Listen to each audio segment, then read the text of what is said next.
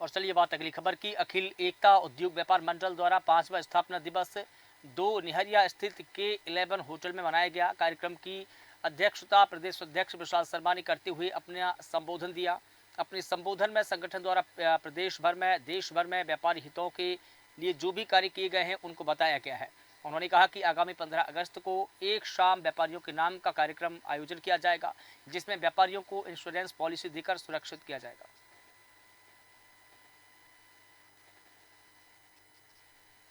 अखिल उद्योग व्यापार मंडल जो आज इस धरातल पर आया, उत्तराखंड की धरती पर अब नया काम करने के लिए आया है, वो ग्रामीण क्षेत्रों के विकास के लिए, छोटे जो व्यापारी हैं उनके विकास के लिए ही काम करेगा, क्योंकि बहुत सारे उनकी दुख परेशानियां होती हैं, उसके लिए धरातल पर उतरने का पूरा प्रयास करेगा। इसलिए ग्रामीण इकाइयों को हम बढ़ावा दे रहे हैं और लगातार उन व्यापारियों के लिए हित चिंतन के लिए काम कर रहे हैं, क्योंकि और अन्य व्यापार मंडल भी इस शहर में होंगे, लेकिन हमारा व्यापार मंडल हर एक छोटे व्यापारी, ठेले, फल और गरीब तबके के व्यापारी के पास भी जा करके उनके दुख और उनके विषयों को समझने की कोशिश करेगा और जो भी उनकी परेशानी आएगी उनको दूर करने के लिए व्यापार मंडल खड़ा है। मैं देखती हूँ कि सबसे पहले तो जहाँ मातृशक्ति होती है वो संगठन हमेशा से जो है आगे बढ़ता है। इन लोगों ने मातृशक्ति को शामिल करके अपने संगठन को वैसे ही मजबूत कर लिया है और मैं उम्मीद करती हूँ कि जिस तरह से यहाँ पर व्यापार के जो गणमान्य लोग जुड़ रहे हैं, हमारे व्यापारी भाई, तो मैं इस व्यापार मंडल के सभी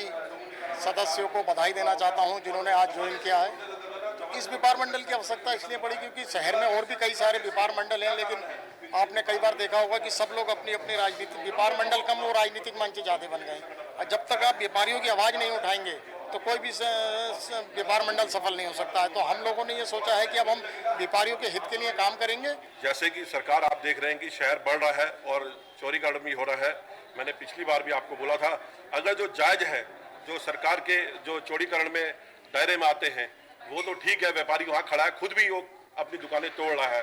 अगर नाजायज किसी व्यापारी की दुकान तोड़ी जाती है, चाहे वो छोटा व्यापारी हो या बड़ा हो, ऐसा नहीं कि बड़ा व्यापारी है तो वहाँ पर उसकी सरकार दुकान तोड़ेगी और छोटे व्यापारी की नहीं तोड़ेगी।